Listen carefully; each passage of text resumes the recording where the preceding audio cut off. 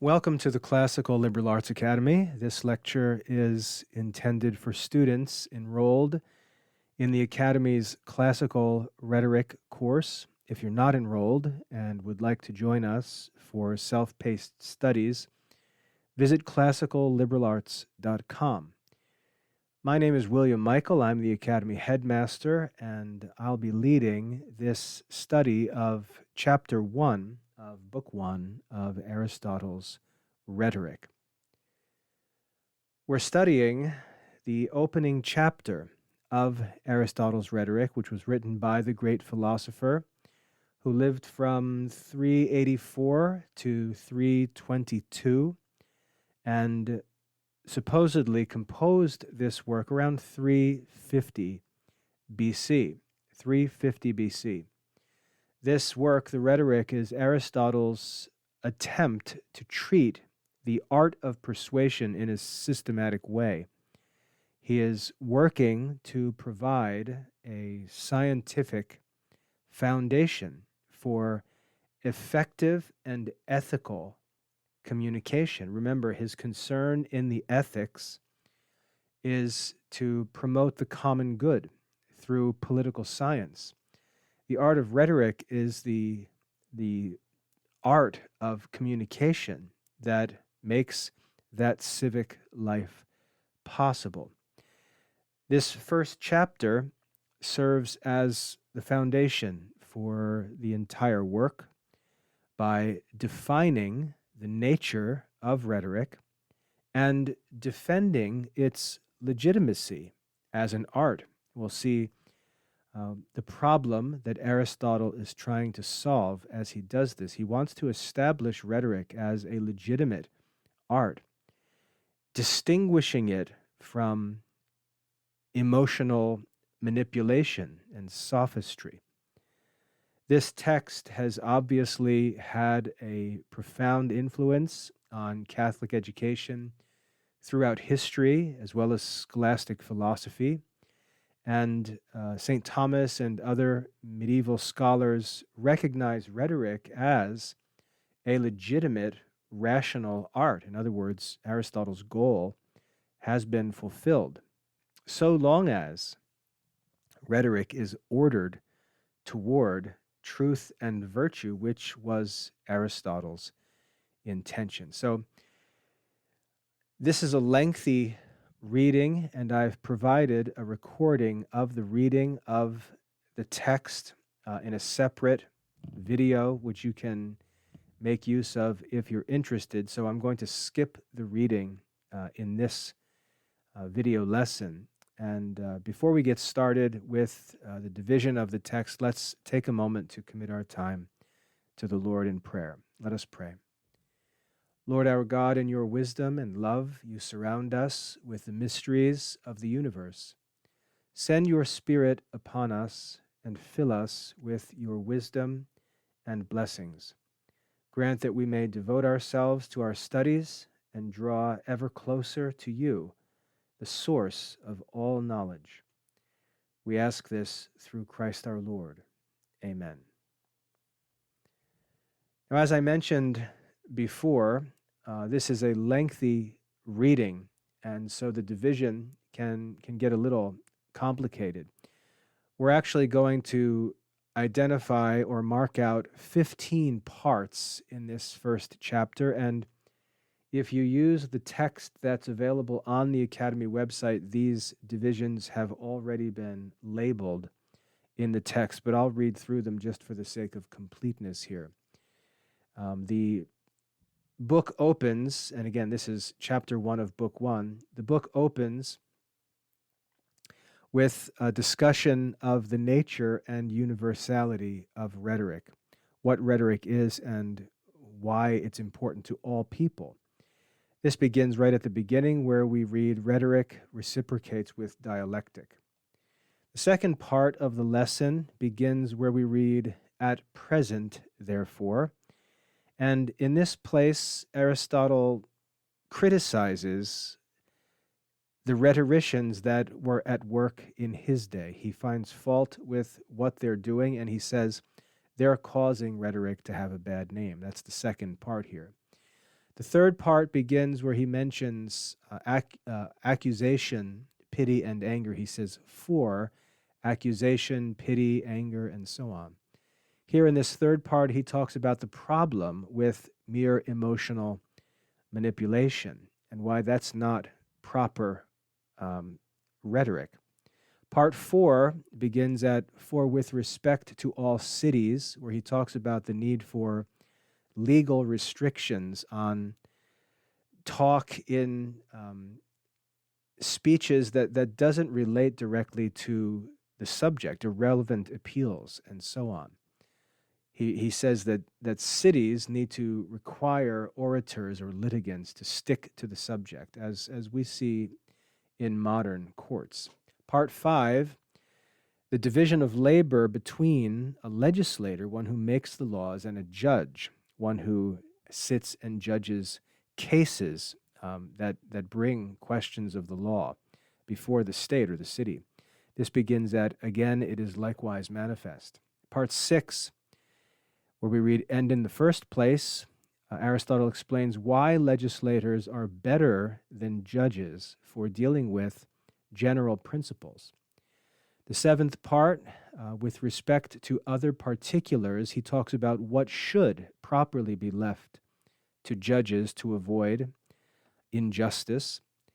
The eighth part, if then this be the case, he talks about rhetoricians and their focus on techniques that are really irrelevant to the true art of rhetoric. The ninth part begins at hence, though there is, and here he distinguishes between deliberative and judicial rhetoric. Part 10, he talks about the proper focus of rhetoric. He says, since, however, it is evident, beginning this 10th part, 11th through the 14th parts, he gives 4 defenses of rhetoric. Part 11, beginning at but rhetoric is useful, he explains that truth and justice naturally prevail. Truth and justice naturally prevail, and rhetoric is necessary to make sure that that is preserved. The second defense he gives, part 12, begins at farther still, though we should, and he talks about the necessity for popular audiences and why popular speeches are better than judicial speeches. The 13th part, he gives his third defense of the importance of understanding both sides of a contradiction. The 14th part of the chapter, he gives his fourth defense on human dignity and the practical utility of rhetoric. This begins where we read, besides, it is absurd. And then lastly, where we read that rhetoric, therefore, is not conversant. This marks the beginning of the final, 15th part, where he gives a final definition of rhetoric and then concludes the chapter. So a lengthy chapter, a complex division, but that's all marked out in the text on the Academy website. Let's move then into the text itself and work to understand all that we read. And this is intended to be complete or comprehensive for students. And again, since we have a lengthy text, this interpretation is going to be quite lengthy. So remember, as a recorded lecture, you can pause this, you can study it in parts. So I'm going to go on and make a single lecture here, but I'm doing that conscious of the reality that this is a lengthy chapter, and I'm recommending that students take their time, use pause and rewind to go through it at your own pace, take notes as we go, and just take your time working through this. There's a lot of content to process, and being the opening chapter of an important study, this content is important and worthy of our time. So let's get started. The chapter opens, we read, rhetoric reciprocates with dialectic or logic, and dialectic or logic, those are two synonymous terms, not two different ideas. Rhetoric reciprocates with dialectic or logic because both are conversant with such particulars as being common may after a manner be known by all men and pertain to no definite science. So Aristotle begins by establishing rhetoric's fundamental relationship to dialectic. And I would argue that the reason why he does this is because his audience would already be persuaded of the importance of dialectic. And so he's basically saying, look, if you agree that dialectic is important, I want you to realize that rhetoric reciprocates with dialectic. These two arts are related, they're connected to each other. This word reciprocates means that they correspond to one another. They work together as counterparts. So again, he's appealing to the expected acceptance and respect for dialectic and showing that you really can't have one without the other. They're two sides of the same coin, as it were. Both of these arts deal with matters that are common to all people, rather than belonging to some specialized science like astronomy or medicine. These are liberal arts that apply to all men, or are of interest to all men, of the greatest value. And so he's arguing that rhetoric and dialectic work with the kinds of questions and problems that ordinary people encounter in daily life. Questions about what is just and unjust, what's advantageous, what's probably true or not. All common issues, common topics that interest all people, that we participate in naturally, not technical scientific knowledge. So this really is one of the core liberal arts. He says all men, in a certain respect, participate in both of these. For all men, to a certain extent, endeavor to examine and sustain an argument, for example, or to defend and accuse. This is just human behavior, and this is the stuff of rhetoric. Because rhetoric and dialectic deal with common human concerns, everyone naturally engages in both activities, both rhetoric and dialectic. When people examine arguments, defend their positions, or accuse others of wrongdoing, they're using the basic principles of dialectic and rhetoric. This shows that these arts, and this is Aristotle's point here, these arts are rooted in human nature itself. These are human arts. We are rational beings who naturally seek to understand the truth. And not only understand it for ourselves, but remembering our concern for the common good, we seek to know the truth and communicate it to others. This relates, to my Dominican vocation, where the motto is to contemplate and share the fruits of contemplation, to know the truth and to communicate it to others. That's just a natural inclination in human nature. So Aristotle goes on to say, with respect to the multitude, therefore, some people do these things casually, just sort of naturally, by chance. Some people are just naturally persuasive, but others through custom, from habit, that is, through study and practice. Aristotle observes here that most people engage in rhetorical and dialectical activities in two different ways. Some, as I said, randomly by chance. They're just naturally inclined to it. Others who may not be inclined to it, but develop their skill by repeated practice, by study and discipline. And the reason why Aristotle makes this distinction is because it shows that while everyone has a natural capacity for these skills, some become more skilled through experience and practice. And we're going to see why Aristotle thinks that's important. The fact that we can improve our power is a sign for Aristotle that this is actually an art that should be part of our education. It's something that can be studied and practiced and perfected. And that's the goal in the study of the classical liberal arts. He says, because this is possible in both ways, that is by chance and by practice or discipline, it's evident that these particulars may be reduced to a certain method, that there is a method that can be studied and taught.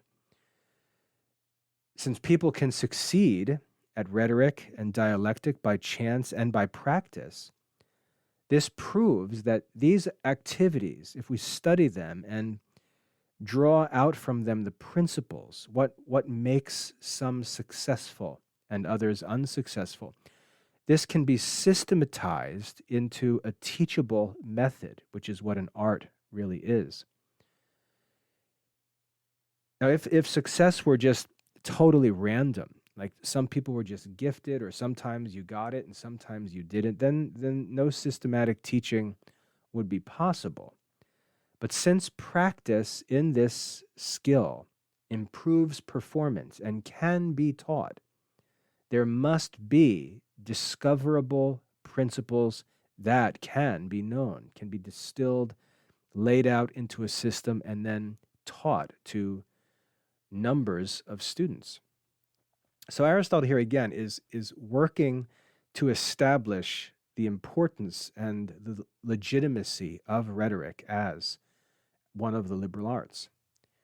He says it's possible to survey the cause why some men render what they assert probable or persuasive, some from custom and others for chance. We can study and understand why some people are persuasive. It's not just a magical power. We can understand why some are persuasive through skill while others may just succeed or appear to succeed occasionally. Or why just certain individuals may be uniquely persuasive or influential. And this Aristotle's scientific approach to understanding persuasion as a phenomenon is what makes rhetoric a genuine art rather than some mere knack or gift, as we commonly say today. He says, all men will acknowledge that a thing of this kind is a work of art, and we can prove that by teaching it and demonstrating it. He appeals to common agreement that systematic, teachable methods are what constitute genuine arts. And we should think about, when we talk about the 7 liberal arts, what's unique about them is that they are systematic, teachable methods that have some desirable and universally valuable effect.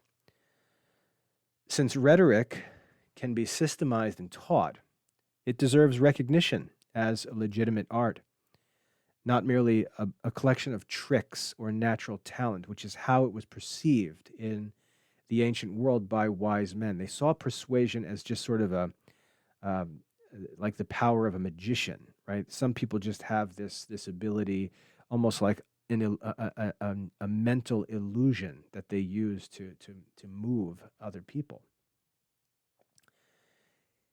And so this leads to Aristotle's criticism of the view that men in his day had of rhetoric and the way that rhetoricians taught the art and spoke about the art, because they had this flawed view of it. He says, at present, those who compose arts of orations, that is, who teach public speaking classes, they explain just a small part of rhetoric. So if you don't like public speaking classes, Aristotle says, don't throw the baby out with the bathwater. You're not really criticizing rhetoric itself. You're criticizing just a small part of rhetoric, which really isn't even essential to this art. So he criticizes rhetoric teachers that were working in his day and before him.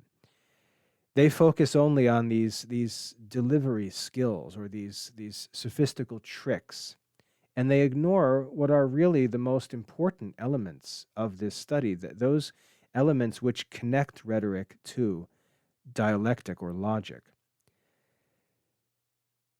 These teachers, like modern public speaking teachers, they reduced rhetoric to either memorizing certain formats or learning manipulation techniques, way to try to move the audience by appealing to their emotions. Aristotle argues that credibility is the only artificial part of the art of rhetoric. Credibility is the only artificial part of the art of rhetoric, and all the other parts, the stuff that other people focus on, that's just addition. The essential part of the art of rhetoric is credibility, that is, being able to use logical arguments to prove things true or to prove things false. The heart of rhetoric as an art lies in creating credibility, that is, persuading through rational arguments. And we're going to look at this more carefully in the second chapter. Everything else that teachers focus on, like organizing speech, preparing the speech, making emotional appeals, your voice, your appearance, stage presence, all this kind of delivery stuff, all this spectacle, it's merely supplementary. The central concern is credibility that comes from clear, rational arguments. Now, when Aristotle says artificial, he says credibility is the only artificial part of the art. Artificial doesn't have the modern meaning. Sometimes or most of the time, the word artificial is used in the sense of an artificial sweetener, for example, or artificial grass, artificial turf in sports. We think of it as fake. We use the word artificial with a negative idea, that it's fake. But artificial doesn't properly mean fake. What it means is accomplished by human skill. Something is artificial that is made or done by human skill, by human art. So artificial means belonging to human art. It doesn't mean fake. So when he says credibility is really the only artificial part of the art, it's really the only skill. It's really what we should be focused on, what we can do by means of this study and practice of the principles of this art. He says the rhetoricians of the present day, speaking of his day, they don't say anything about enthymemes, which are the substantial part of credibility. And keep an eye on this word enthymemes. We'll get into it in just a minute. The rhetoricians say nothing about enthymemes, which are the substantial part of credibility. Their attention is, for the most part, directed to things that are foreign to the purpose. Those are Aristotle's words. Teachers in Aristotle's day who taught rhetoric, they ignored enthymemes. And this is a new word if you're getting started in rhetoric. You've probably never seen this word before, enthymeme. An enthymeme is a kind of syllogism. So if you've studied logic and have learned about syllogisms, an enthymeme is a kind of syllogism. And obviously we're going to study this in detail in rhetoric. But what I'd like you to know is simply that an enthymeme is a rhetorical syllogism, a syllogism used in the context of rhetoric. An enthymeme is a rhetorical syllogism.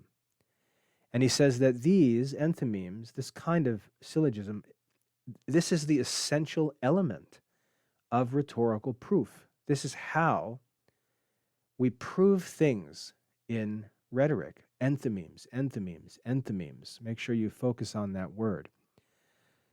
Teachers who don't know what they're doing, he says, they focus on matters that are irrelevant to real persuasion. And this enthymeme is a logical argument adapted for rhetorical situations. It's how we reason, and here's the key. It's how we reason about probable matters. Probable matters, because in practical life, in practical discussions, in arguments, political issues, even legal issues, we're often not sure that something is true. Just because something isn't certain doesn't mean we shouldn't argue about it, because when we have to make decisions, a wise man lives according to what's probable.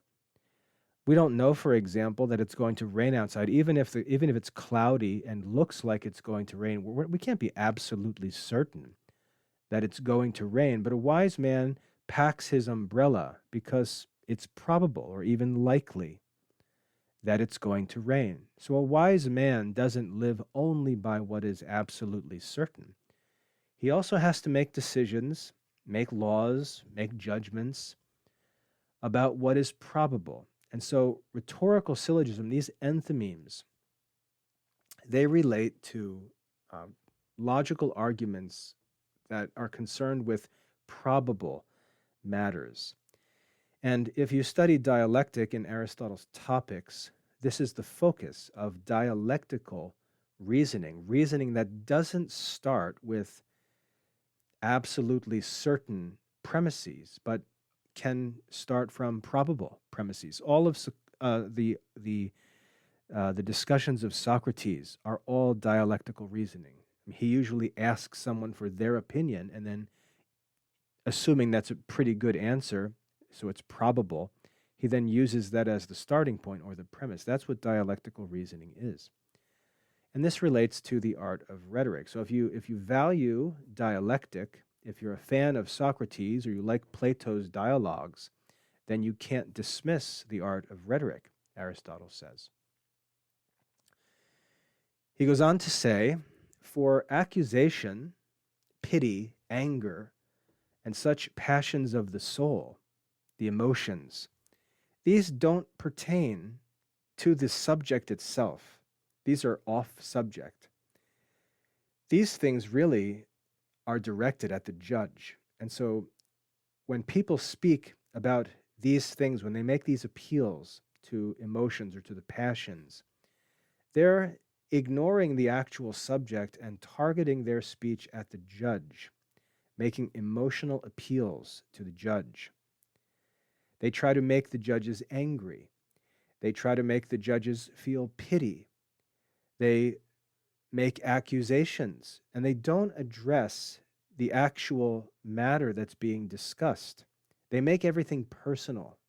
They appeal to the judge's person, his own emotions, his own fears, his own desires, and so on. They attempt to manipulate the judge's psychological state and lead him to a favorable conclusion. And Aristotle argues that this has nothing to do, this is not proper for the art of rhetoric. It's problematic because it diverts attention away from the truth. It leads to injustice by appealing or by attempting to manipulate emotions that have nothing to do with the topic at hand. And Aristotle is saying we have to learn to become conscious of this and stop it from taking place by focusing on the true nature of this art of rhetoric. He says, if all judicial processes are conducted in the same manner as they are at present in some cities, especially those that are governed by good laws, these rhetoricians who are at work today wouldn't even have anything to say. If we prevented this manipulation, this sophistry and false arguing in courts and made laws that forbid it, their art wouldn't even leave them with anything to talk about because it's all just this sideshow of emotional appeals. In well-governed cities, and again, we enjoy the benefit of this today, courts don't allow litigants to make emotional appeals. They, if you watch a court show like Perry Mason, which is great, you'll notice that any time that one of the lawyers goes off topic or makes some kind of emotional appeal, the other attorney will object, and the judge will accept or reject the objection. They'll say this is not appropriate for a court. Aristotle was conscious of the need for that kind of control back in 350 BC, which is amazing. He says the courts forbid this kind of appeal to the emotions, this playing with the judge, as it were. And if all courts were operated in this way, fake teachers would be useless. And this shows, he says, that their approach is false. If our courts operate rightly, their approach to the study of rhetoric wouldn't even be useful. He says, some think it is necessary that the laws should thus ordain. But this method is adopted by others, and they forbid rhetoricians to say anything foreign to the purpose. He says, this is how it's done in the Areopagus in Athens. Some cities recognize the need for laws that carefully control speech that is presented in courts. Others implement these kinds of restrictions. The Areopagus was Athens' most respected court. You may have heard that name before because that's where St. Paul speaks to the Athenians in chapter 17 of the book of Acts. In the New Testament, St. Paul delivers a speech in the Areopagus, worth checking out, chapter 17 in the book of Acts. The Areopagus was Athens' most respected court, known for its justice, known for its focus on facts and intolerance for any kind of emotional manipulation or nonsense from the litigants. The Areopagus, Aristotle would argue, provides a good model for how judicial procedures should operate. And he says, in this respect, they think rightly. This is Aristotle's view of how justice should be done. Aristotle believes that we should focus all of our attention on the actual arguments, on the evidence, on the reasons, and so on, and not allow ourselves to get distracted by spectacle or emotions. He's not into special effects, not into characters and personality and celebrity status. He just wants the truth, just the facts, and so on. He says it's not proper to pervert the judge. What are we talking about here? It's not proper to manipulate a judge. Why are we teaching people how to do this? This is not just. This is contrary to the common good. He says this is like making a ruler distorted, which we intend to use to measure things and make things straight. Manipulating a judge's emotion corrupts the whole decision-making process. Aristotle says that this is like bending a ruler and then using it to measure things. The tool is being made unreliable, and that's going to lead to inaccurate measurements, and in the case of the courts, to unjust judgments. Why would we ever allow this to happen? It's contrary to our moral philosophy. Justice, one of the four virtues, requires clear thinking. And emotional manipulation is intended to prevent that kind of clear thinking.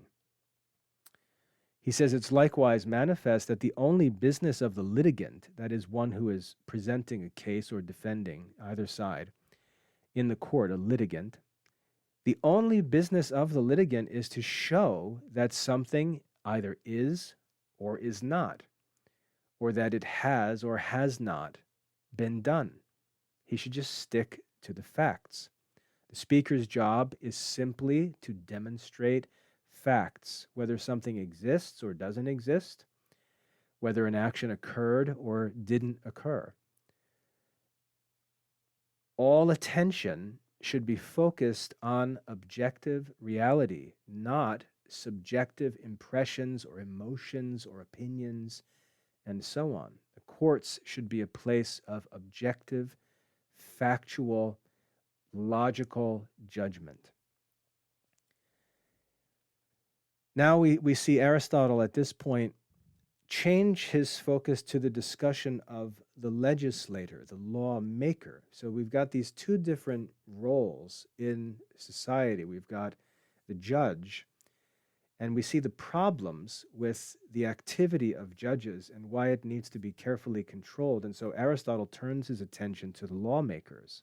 He says, with respect to such things as the legislator has not defined, so things that the lawmaker fails to address. Whether they are great or small, whether they're just or unjust, these ought to be known by the judge himself. The judge should have this knowledge and be wise. He's not to learn them or be instructed by the litigants.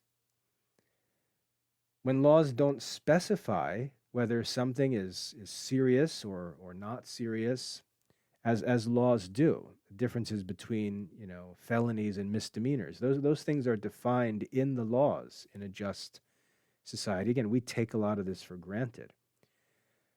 But when the laws don't specify whether something is serious or grave or minor, whether it's just or unjust, judges have to use their own wisdom and their understanding of the virtue of justice. Litigants, the people speaking in the court to the judge, they shouldn't be teaching judges these things. So they shouldn't even be speaking in that sort of a way to the judges. And this, again, is why in modern courts, you'll see the litigants refer to the judge as Your Honor. The judge runs the court. No one tells the judge how to think or what to do. The judge controls everything. We take this justice, as unjust as we may be. We take this justice that remains in our society for granted. And judges should already possess all of the knowledge necessary to handle any situation that comes up in a courtroom. Aristotle says it's especially requisite that laws, which are rightly framed, should define all such particulars as can be defined, and leave very little to be defined by the judge. So the lawmakers have to do the work. They have to make things so clear and detailed that they take the power away from judges. And when the lawmakers can take the power away from judges, that actually prevents the opportunity for sophists to manipulate those judges. Good laws should be specific. They should specify as much as possible in advance, minimizing any subjective judgment by judges during trials. This promotes consistency, prevents arbitrary decisions based on these individual preferences or prejudices. Where we do see justice being perverted in modern society is where politics comes into play. We see this. We talk about conservative judges and liberal judges. Aristotle would have a heart attack if he saw this situation where you've got a judge who is going to judge in favor of his or her political preferences rather than according to an objective letter of the law. This is injustice present in our society. This is the kind of thing that Aristotle was talking about. The lawmakers have to take this power away from judges by specifying all the details in the published laws. Aristotle gives us 3 reasons, and these are really helpful, 3 reasons why laws need to be comprehensive. This should be self-evident, but he lays out 3 reasons for us, and it's very helpful for anyone who's interested in law or politics, and not just in government, but even in managing a household or running a business. You've got to make judgments and make decisions, and you've got to practice justice in any area of your life. Understanding these principles is not just valuable for politics or for a career in law, but just in any area of life where you want to manage something and do so with justice. He gives 3 reasons why laws, when we make rules and policies, why they should be comprehensive and detailed. He says, in the first place, it's necessary that laws should be specific because it's more easy to obtain one person, or maybe a few, that are intelligent and wise. It's easy to find one person, maybe a few, that are intelligent and wise. Whereas if you're going to leave justice to judges, you're going to need tons of wise, intelligent people, and they just don't exist. We see a good example of this in the scriptures. We see God sets Moses, who is the lawmaker, over the entire nation of Israel. Just one lawmaker can establish a law that directs a whole nation of peoples. We need just one intelligent man, just one wise and just man can establish a whole society filled with justice. So the first argument that Aristotle makes is just very practical. There aren't a lot of intelligent, wise, and just people. So society shouldn't be run by judges. It should be run by lawmakers. The same principle applies to education. There could be one curriculum maker. The curriculum should not be left to teachers. Same principle. You see how the general principle, if you understand it, can apply to other areas of life. So first reason, there just aren't lots of wise and intelligent people available to be judges. So it's better to have a few wise people, legislators, lawmakers, make the rules rather than rely on finding wise judges to fill every seat. The second argument he makes, why laws should be specific and comprehensive, is that the establishment of laws is the effect of a survey from a long series of past time. There's lots of deliberation that can go into the making of laws.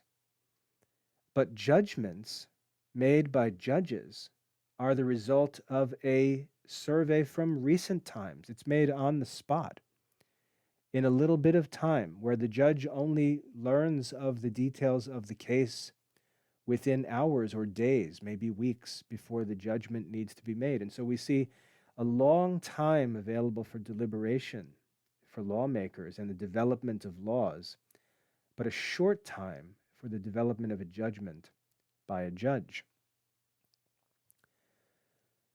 Laws result, as I said, from studying many cases over long periods. If you ever see photographs of lawyers in their offices, you'll see they've got these huge collections of books behind them. Usually those are all histories of cases that have been heard and judged on in the past, all of the laws and so on. All of these precedents, all of this history of legal problems and judgments and laws that were made and then amended and corrected and improved, that's the benefit of laws. It's the effect of a survey from a long series of past time and judgments. Laws have the advantage of broader experience and development, deeper reflection, and so on. It's better to have a city governed by laws than judges. The third reason, which Aristotle says is the greatest reason of all, is that the judgment of the lawmaker is not conversant with particulars. And we'll see what that means in just a second. It's not the judgment of a lawmaker when he makes a law is not conversant with particulars, but with events that are going to take place in the future, things that don't directly even relate to him. Universal questions about justice. But the judgment of a judge in a specific case is directed to present circumstances with which the judge may become entangled, things or people that he loves or hates, his own private advantages may be tied up in a certain case. And so we can see that the lawmaker can be separate from the actual events, whereas the judge may be entangled in them because the cases involve particular people and situations, and they're local. These things take place where the judge lives. And so we can see that the judge may get caught up in the details of these cases. This is what creates emotional involvement in the case. This is what makes the judge vulnerable to these to this manipulation by these sophists, by these orators, things he likes, dislikes, his own interests, his own relatives, effects on his family, fear fear of his own life, and so on. And we can avoid this, as Aristotle says, by making very little to be left to the power of the judges. So, for all these reasons, judges should have the minimal power in determining the outcomes of legal cases, legal situations. Aristotle goes on and says, with respect to the inquiry whether a thing has been done or not, or whether it will or will not take place, or is not, it's not necessary that that should be left to the judges, for it's not possible that it is, I'm sorry. These are the things that should be left to the judges. Let me just reread that. This is from Aristotle's text. With respect to the inquiry whether a thing has been done or not, these are the specific judgments that should be left to judges, whether a thing has been done or not, whether it will or will not take place, whether it is or is not. This kind of question should be left to the judges, for it's not possible that these things that actually take place or are said to have taken place, it's not possible that these questions could be answered by the legislator, these particular questions of fact, what actually happened, what actually exists, what will occur. These kinds of practical, particular, individual details, they need to be left to the judges, because the legislators can't see the future or, write, the judgments for particular cases when they make the laws. The laws are universal. The judgments are particular and local. That's the kind of stuff judges should be doing, looking at the evidence, deciding on whether or not the evidence proves the case in one way or the other. He says, if this is the case, it's evident that those rhetoricians who define other parts of an oration other than credibility, who aren't dealing with proof, but all other kinds of nonsense, Aristotle says, those rhetoricians exercise their art in things foreign to the purpose. That art has nothing to do with this and should be kept out of just society. We should be focused entirely on our arguments, the credibility, the evidence, and so on. That's really all that a judge should be dealing with. In these things, they affect nothing else except delivering the method by which the judge may be influenced. That's what they're teaching. They demonstrate nothing. Demonstrate meaning to prove. They prove nothing respecting artificial credibility. That is, they don't make any arguments or provide any evidence. They don't prove a case. They just try to manipulate the judge. Someone may become enthematic or possess the power of discovering artificial proofs. If they study rhetoric truly, they can become enthematic and possess the power of discovering artificial proofs. Discovering is a key word there, means to actually find persuasive arguments in a case. That's one of the great powers that a master orator has. He can just uncover lines of argument which others might not even imagine. A good example of this is the stories of Sherlock Holmes. Sherlock Holmes, by his, he always appeals to deductive reasoning. What makes Sherlock Holmes famous in the stories is that he is able to come up with arguments, logical arguments that reveal the truth of the cases which no one else is able to discover. That's the power of invention, is what it was actually called, the power to discover persuasive lines of argument. That should really be the goal of rhetoric, Aristotle says. The false teachers of fake rhetoric, they just show people how to influence judges, how to play games, how to manipulate people. They don't actually teach the students how to construct enthymemes, how to discover legitimate arguments about the matters that they're called upon to speak. That work, how to construct enthymemes, how to discover effective arguments. That should really be the focus of the art of rhetoric. And it's good for us to see this because we're getting an introduction to what we're going to be studying in this course. We're going to learn how to construct enthymemes and discover legitimate arguments. That's useful stuff. Aristotle goes on. Though there is the same method respecting popular and judicial orations, he talks about two different kinds of speeches. Popular, which obviously relates to the people, and judicial, which relates to the courts. The popular, he says, is better and more political than the method pertaining to contracts. But rhetoricians of the present day, that is Aristotle's day, they don't say anything about the popular orations, but all of them endeavor to unfold the art that pertains to the judicial genus, because it is less advantageous in popular orations to assert what is foreign to the purpose. In other words, they won't get away with their tricks when they speak in a popular oration, a speech before the people, concerning the people. Aristotle argues that a popular oration is less pernicious, less evil than a judicial discussion, but is more common.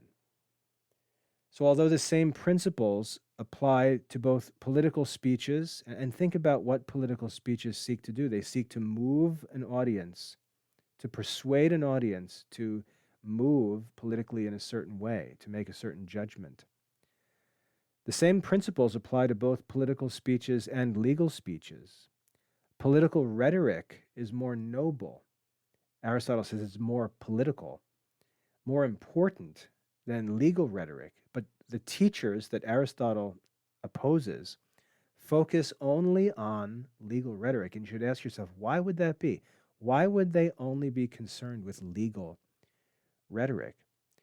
It's because irrelevant appeals, the kind of tricks and techniques that they use, are less effective in political settings. And political speeches are less harmful than legal speeches when they go wrong. But political rhetoric is more widely applicable. These fake rhetoric teachers are not interested in political speeches. They're interested in influencing judges. In the former, the judge decides about appropriate concerns so that nothing else is necessary but to show that a thing is as the counselor asserts it to be. In political speeches, the audience decides about matters that directly concern them. So the speaker needs to demonstrate that his claims are true. But in judicial processes, Aristotle says, this is not sufficient. It's requisite to pay attention to the hearer, for the decision is concerning things of a foreign nature. In legal cases, judges decide about matters that don't directly affect them personally. So speakers feel that they must manipulate the judge's attitudes rather than simply present the facts. That's an important point to think about. Judges often make judgments on cases that don't directly affect them.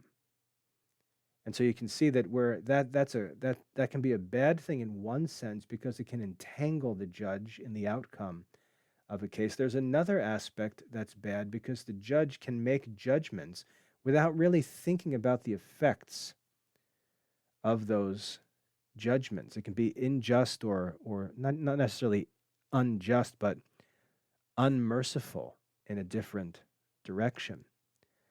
The judges, Aristotle says, looking to their own advantage, regarding their own pleasure, gratify the litigants, that is, the people speaking, and they don't decide with justice.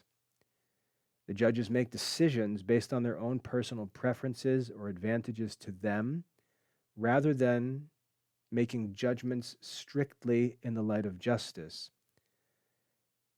because they're content to please those speaking rather than seeking the truth. And there are, again, reasons for this, which are worth thinking about.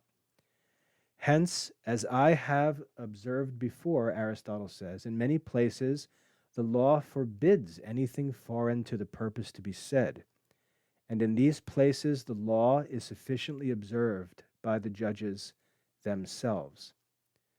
Many jurisdictions, many different areas, Aristotle says, prohibit this kind of irrelevant speech. And judges in those places enforce those restrictions. That's how the courts need to be run. They recognize in their laws the corrupting effect of emotional appeals, manipulation.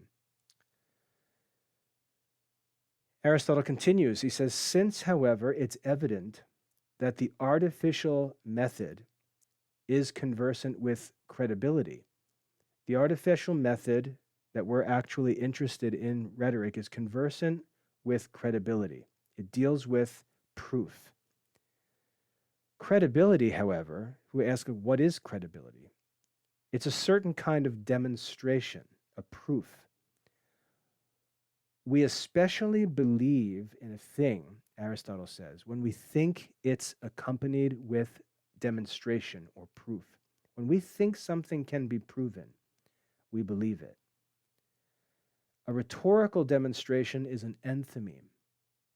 And this kind of enthymeme, Aristotle says, possesses the greatest authority of all credibilities, of all kinds of proof.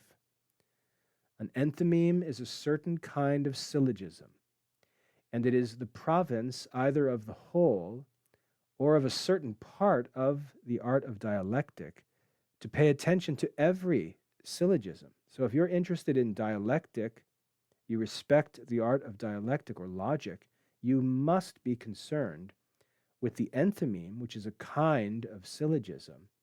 And that means you must be concerned with this art of rhetoric.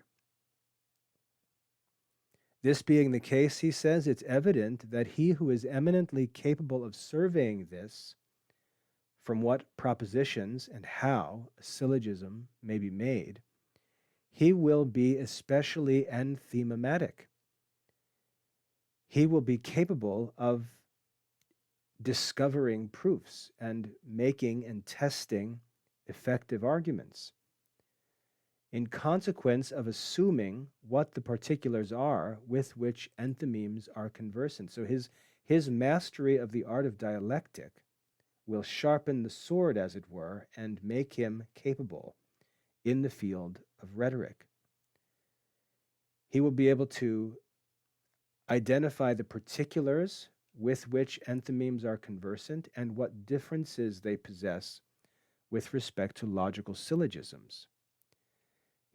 Now he's changing here. He's moving from this defense of rhetoric he was giving before to beginning to get to the art that he wants to teach in this book. He explains that there is a positive foundation for rhetoric. He says that true rhetorical art focuses on credibility. This depends on demonstration or proof. He says that we believe things when we think that they've been proven or that they can be proven. He says that rhetoric uses demonstration, which is what makes it persuasive. It uses a certain kind of demonstration, enthymemes, and that these are the most authoritative form of rhetorical proof. They're a certain kind of syllogism.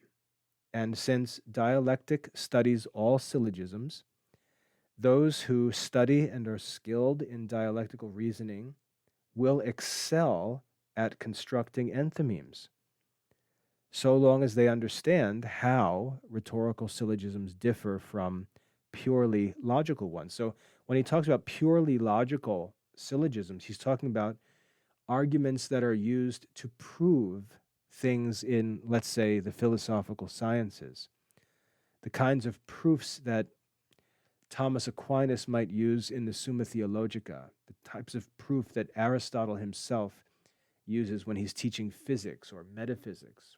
Those are a different kind of argument, a different kind of syllogism. Rhetorical syllogisms differ from those. And so this, again, reciprocates, was the word that he used, is counterpart to the art of dialectic and is itself a separate art. So this is the foundation, the right foundation, Aristotle argues, for the art of rhetoric. It's to study a certain kind of syllogism, an enthymeme, and to become skillful in developing enthymemes and in discovering effective rhetorical syllogisms. That's the goal of the art. So here we have a positive goal, the mission for this study in rhetoric. He says it's the province of the same power in man to perceive what is true and, notice this difference he makes, this comparison, to perceive what is true and to perceive what is similar to truth, that is, what's probable. At the same time, men are by nature, this is a questionable statement Aristotle makes here, an assumption about human nature. He says, men are by nature sufficiently adapted to the perception of truth. Men have an inclination to the truth, he says, and for the most part, they usually obtain it. Unless there's a reason, men usually are able to discern what's true. He says the same mental faculty or the same natural power that recognizes what's true also recognizes something that resembles the truth, something that's probable. He says that humans are naturally equipped to perceive truth and generally succeed in doing so. Now, this is important because it shows the importance of the art of rhetoric. The audience is looking for and is inclined to the truth. And so the rhetorician, the speaker who has the truth on his side, has the advantage. And the art of rhetoric is the means by which he maintains that advantage. He doesn't give it away by inferior skill to someone who actually doesn't have the truth, but can make his case appear deceptively, appear to be true when in fact it's false. The only way that men, he's saying, can be led to not discern the truth is when they're deceived. So the same faculty that recognizes what is true in man also is able to recognize what resembles truth, and probability can be sufficient, which is the goal of rhetoric. This shows that rhetoric, which deals with probable truth, builds on and relates to natural human capacities. So this interest in probability, you can imagine, and this may be what Aristotle was dealing with. You have hardcore truth seekers, hardcore philosophers who like to argue demonstratively. They like to start with absolute truths. Let's take a geometrician, for example. He likes to start with definitions and axioms. Assume nothing. Nothing there is probable. Everything is certain. And Aristotle starts talking about these kinds of cases and speeches and courts and political speeches. And you can imagine a philosopher saying, I'm not interested in that stuff. I'm interested in the truth. I want absolute truth. And Aristotle is arguing here and saying, like, look, if you're interested in truth, you also need to be interested in what appears or what is similar to the truth, what's probable, not just what is absolutely certain. We also have a responsibility to fight for what is probable, even when it can't be demonstratively proven. And there's a lot to talk about with reasoning. The difference between demonstrative reasoning, which we learn in Aristotle's analytics, the prior and posterior analytics, as opposed to dialectical reasoning, which we learn in Aristotle's topics. Realize that the analytics, demonstrative reasoning applies to philosophical sciences.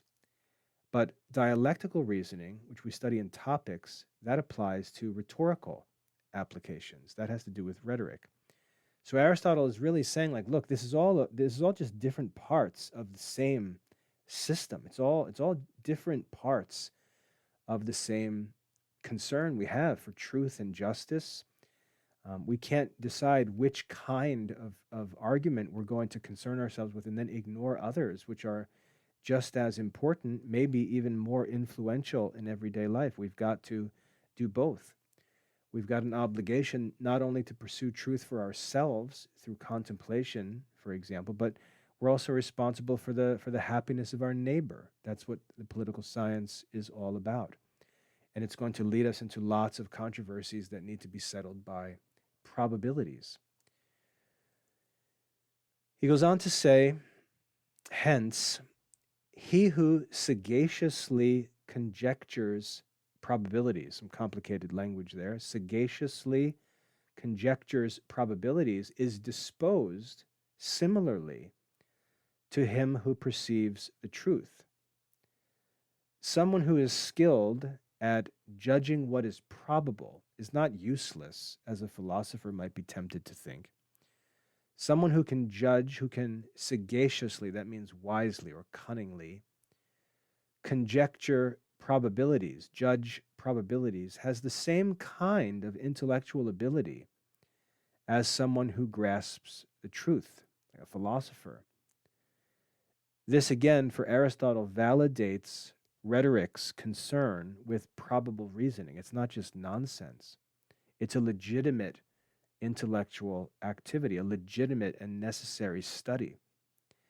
Others, therefore, artificially discuss things far into the purpose, again, the fake teachers, and why they especially incline to judicial precepts is evident from what has been said.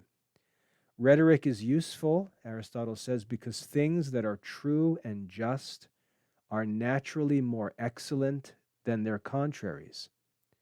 Unless judgments are formed according to what is fit, what is more excellent may be vanquished by its contrary. And this is a thing worthy of reprehension. We should be afraid of the possibility that the truth, or what is more excellent or more beautiful, could be defeated because of the skill of a speaker or because of the lack of skill in a speaker. We should be concerned that what is true and excellent and beautiful should always be victorious.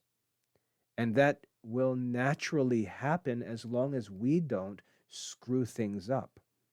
But it's possible for us to screw things up, Aristotle is saying. And that's why we've got to take this art seriously. He defends rhetoric's usefulness with a number of different arguments. First, he says, truth and justice, and these are universal principles that apply throughout life and are very important. Truth and justice are naturally stronger than falsehood and injustice. Truth and justice are naturally stronger than falsehood and injustice. But if people don't judge properly, the weaker position can defeat the stronger position, the better, the truer position. True religion, for example, a just law, a just, a person who's falsely accused may be condemned because the litigant fails to present the evidence in the case. And Aristotle says this would be blameworthy. This would be shameful.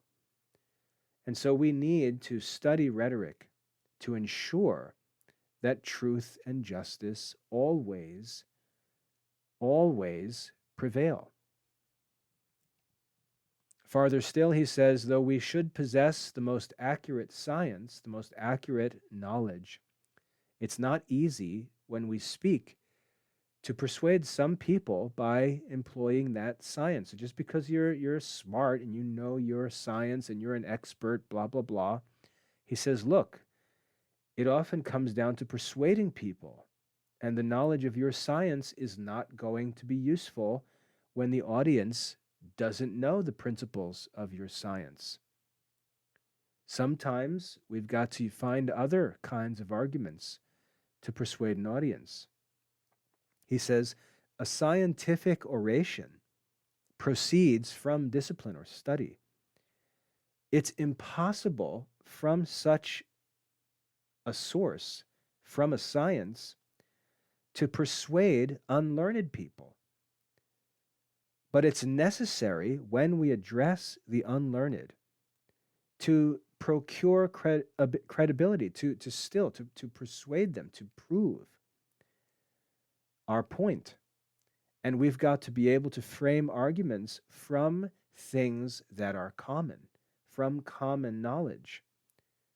And he says, just as we have asserted in the topics, that's where we study this skill. So you can't just be a nerd with your expertise, because if the audience is not persuaded that the discoveries of your science are true, they're not going to care if you make arguments from that science. Now, we can see a number of good examples of this in history.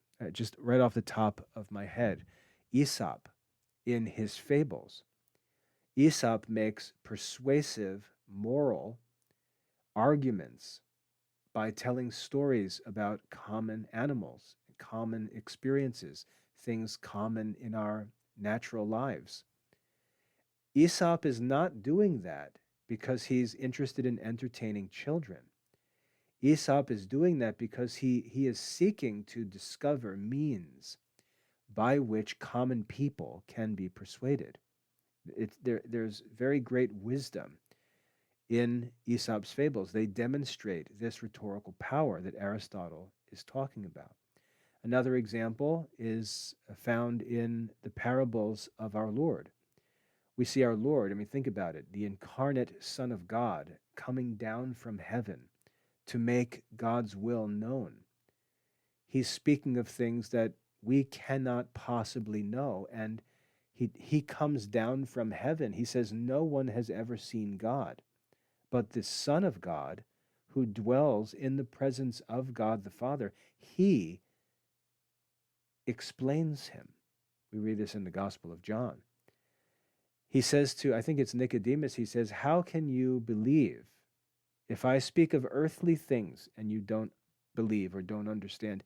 How will you believe if I speak to you of heavenly things, which you're totally unfamiliar with? And you see, this is the dilemma. And so we see in our Lord's teaching, he uses parables, stories, to communicate these mysteries of the kingdom of heaven. And he does so in a way that the people who he describes in the Beatitudes, the virtuous people, the poor in spirit, those who hunger and thirst for righteousness, they will be able to understand his parables. But the fakers, the hypocrites, they won't be able to understand them. He speaks in a way that the unlearned are able to understand. He persuades the unlearned by using arguments from things as are common, as Aristotle describes here. So disappearing into your sciences is not sufficient for persuasion.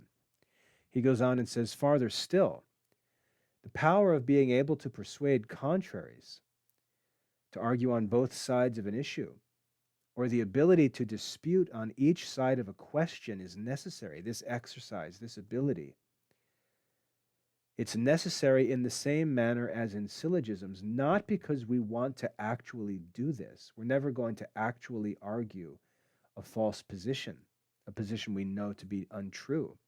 That would be morally wrong, Aristotle says.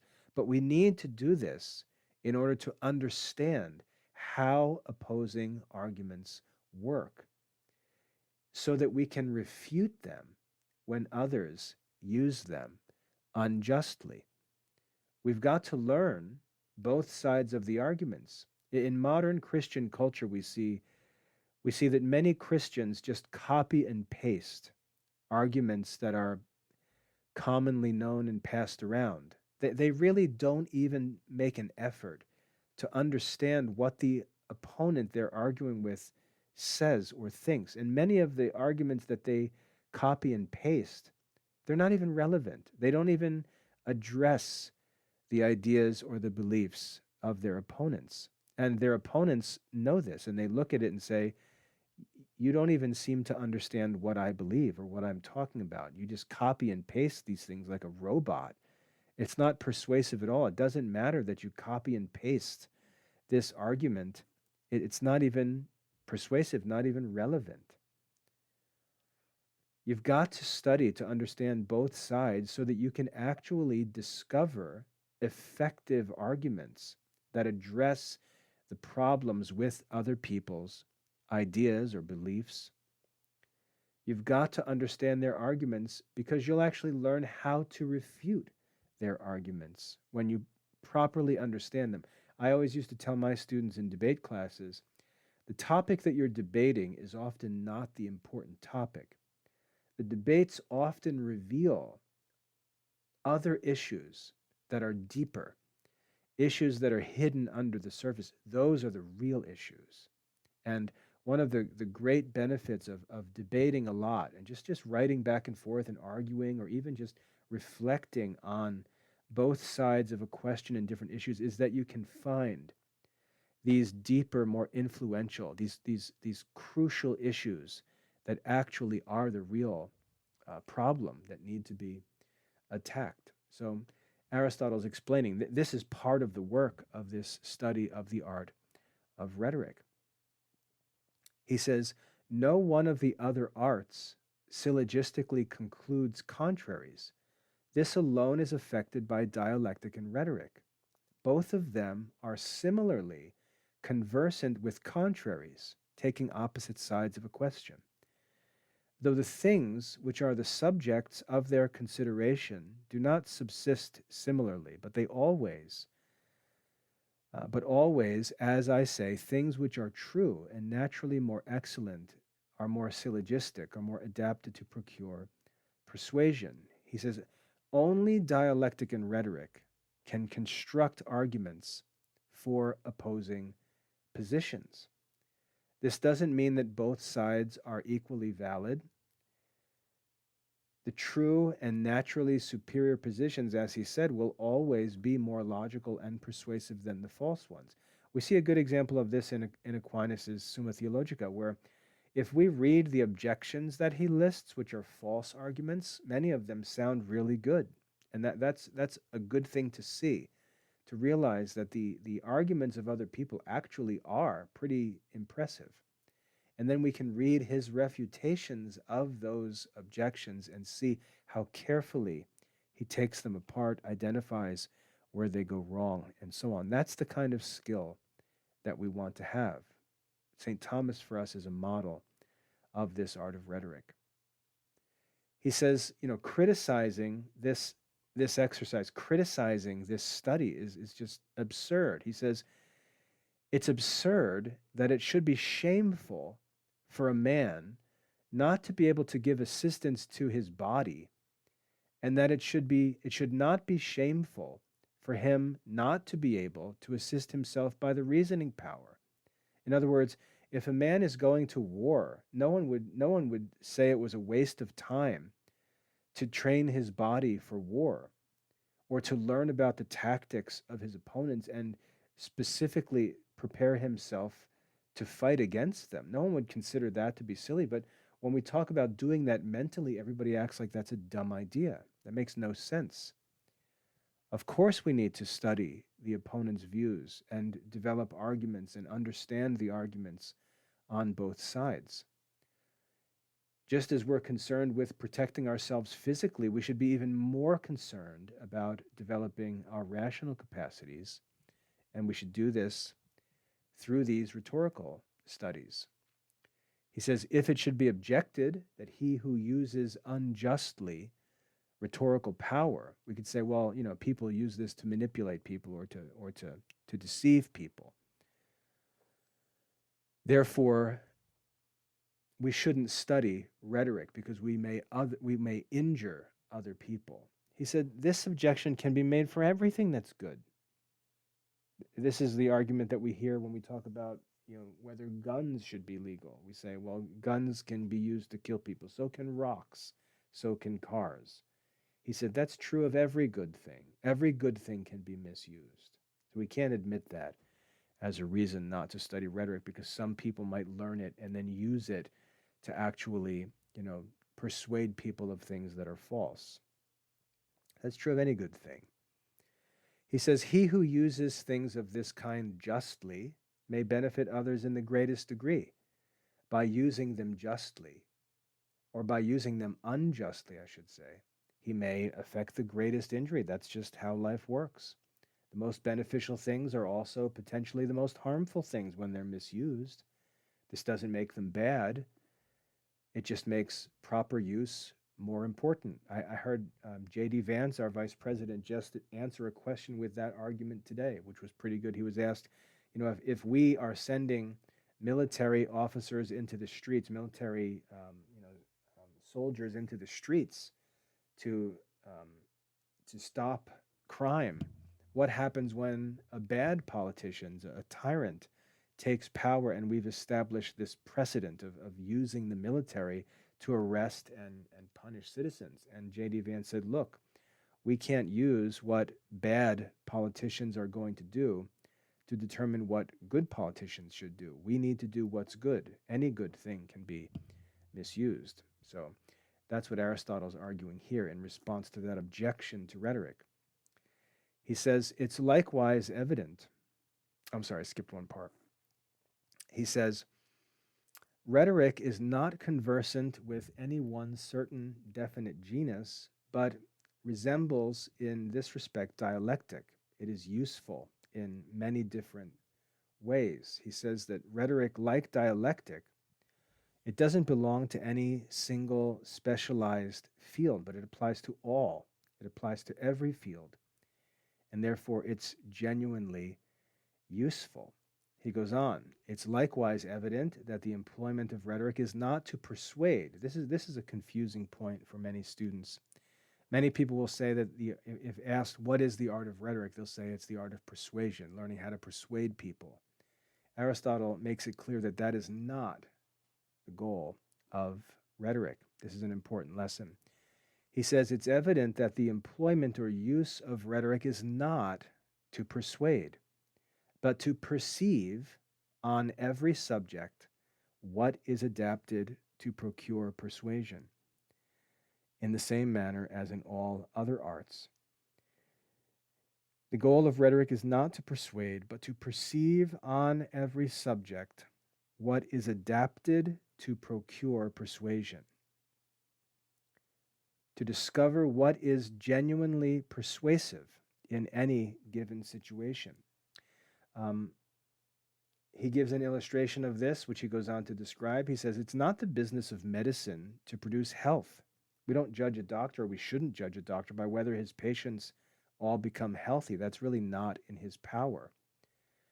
What makes a good physician, what makes a good doctor, is that he knows every possible solution that exists, which may bring about the recovery of his patient, and he exhausts them all in diagnosing and treating the problem. He knows what the causes may be. He examines them all. He knows what every possible treatment may be, and he is able to find whatever may procure healing, what may bring a person back to health. However, there's lots of things that get in the way. For example, the patient may not listen to the doctor's advice. The patient's body may not respond well to the treatment. In God's providence, the person may simply not be appointed to recover. So there's much more involved in the healing art than just accurately diagnosing and prescribing what would be the proper treatment for the problem. We judge a physician based on whether he does the work of a physician well, not by the outcome in his patient. And Aristotle is saying rhetoric is like that. It's not that we're seeking to persuade as if that's in our control. Men have free will. There are lots of different influences on their decision making. What marks a great rhetorician is whether he is conscious of all of the means of persuasion and makes exhaustive use of them in his attempt to effectively persuade the audience. But he's judged for his skill, not for the outcome, which is in the audience's control. He says, likewise, in addition to what has been said, it's the province of the same power to perceive what is persuasive and what appears to be so, just as it is the province of dialectic to discern what is true and to discern what is only an apparent syllogism. The same intellectual ability that recognizes genuine persuasion also recognizes false persuasion, just as dialectical skill, which men value, enables us to distinguish valid from invalid arguments. The sophistical art, the art of sophistry, which is deceptive reasoning, does not consist in the power of reasoning, Aristotle says. The sophistical art, which is what the rhetorical schools were actually teaching. The sophistical art does not consist in the power of reasoning, but in deliberate choice. Except that here, in the rhetorical art, one man will be a rhetorician from science and another from deliberate choice. Sophistry, which he's talking about here, he talks about this in the last book of the Organon, Sophistical Refutation. Sophistry results from trying to deceive people rather than from any lack of logical ability. It's a moral issue. In rhetoric, one person might be a genuine rhetorician through his scientific knowledge, his systematic study of the art of rhetoric, while another person may be a false rhetorician who's just trying to manipulate people. So what distinguishes these two, the sophist from the true rhetorician, Aristotle says, is the intention. Their intention is what is the difference, not the art of rhetoric. Don't blame rhetoric. It's just the individual intention. Again, the same is true of a knife. One person uses a knife to cut and prepare food to give someone health. Another person uses a knife to kill someone. The knife itself, or the skill of using the knife, is not responsible for the evil use of it. He concludes and says, this brings us to the end of this lesson, he says, there, however, namely in dialectic or logic, the sophist is from deliberate choice, but the logician is not from deliberate choice, but from the power of reasoning. In dialectic, which can again be used for good or evil, the sophist chooses to use fallacious arguments, false arguments, deceptions, uses his skill in dialectic to discover and use false arguments which are difficult to discern, while the true logician succeeds by reasoning truly and validly. The distinction between the good and the bad reasoner, like the good and the bad orator, is in the intention of the person. The distinction between proper and improper use, which is used to criticize rhetoric, would also apply to dialectic. So this is the end of Aristotle's first chapter, and it's quite a lengthy, important, and detailed chapter. And we've gotten through it in an hour and 30 minutes. So that's all the content in the chapter, and now it's time for you as a student to go and read that chapter, study it, divide the chapter as I mentioned earlier in the lecture, and make sure that you understand every sentence in the lesson. That's the goal of studies. What I'd like to do to finish off here is leave you with 10 points worthy of memorization. So 10 points for memory work, key concepts that are worth memorizing. You might want to write these down. Number 1, rhetoric reciprocates with dialectic and deals with common human concerns. Rhetoric reciprocates with dialectic and deals with common human concerns. Number 2, all people naturally participate in rhetorical and dialectical activities. All people naturally participate in rhetorical and dialectical activities. Number 3, rhetoric can be systematized into a teachable art. Rhetoric can be systemized into a teachable art. Number 4, credibility through rational argument is the heart of the rhetorical art. Credibility through rational argument is the heart of rhetorical art. Number 5, enthymemes. Take some time to learn to spell it. Enthymemes are rhetorical syllogisms and the most important form of rhetorical proof. Enthymemes are rhetorical syllogisms and the most important form of rhetorical proof. Number 6, contemporary rhetoricians, or rhetoricians contemporary to Aristotle, let's say ancient rhetoricians, wrongly focus on emotional manipulation rather than logical demonstration.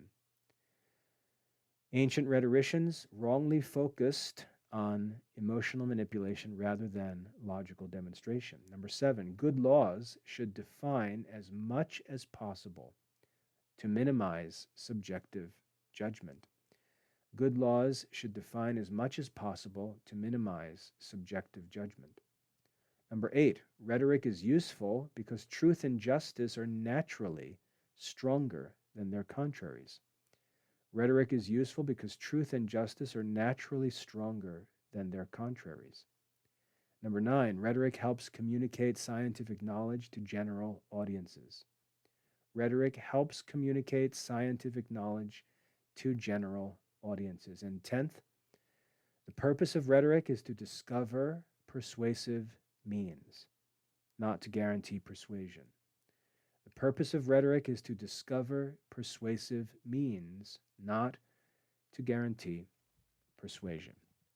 So that's recommended memory work for this lesson. So in this class, we've studied chapter 1 of book 1 of Aristotle's Rhetoric. We've discussed the relationship between rhetoric and dialectic. We've talked about the importance of enthymemes as rhetorical proofs. We've seen Aristotle's critique of emotional manipulation in rhetoric, that's not proper for rhetoric. And we've seen Aristotle's 4 arguments for the usefulness of rhetoric in the service of truth and justice. As I said, it's time for you now to reread and study the lesson for yourself, develop your understanding of the lesson, and demonstrate that understanding through the graded assessments that are provided in the Academy's Classical Reasoning course. If you have any questions or need any more help with this lesson, please visit the Academy Help Center at classicalliberalarts.com/support. Once again, my name is William Michael. I'm the headmaster of the Classical Liberal Arts Academy, and I hope that this lesson, as long as it might be, has been helpful. God bless your studies.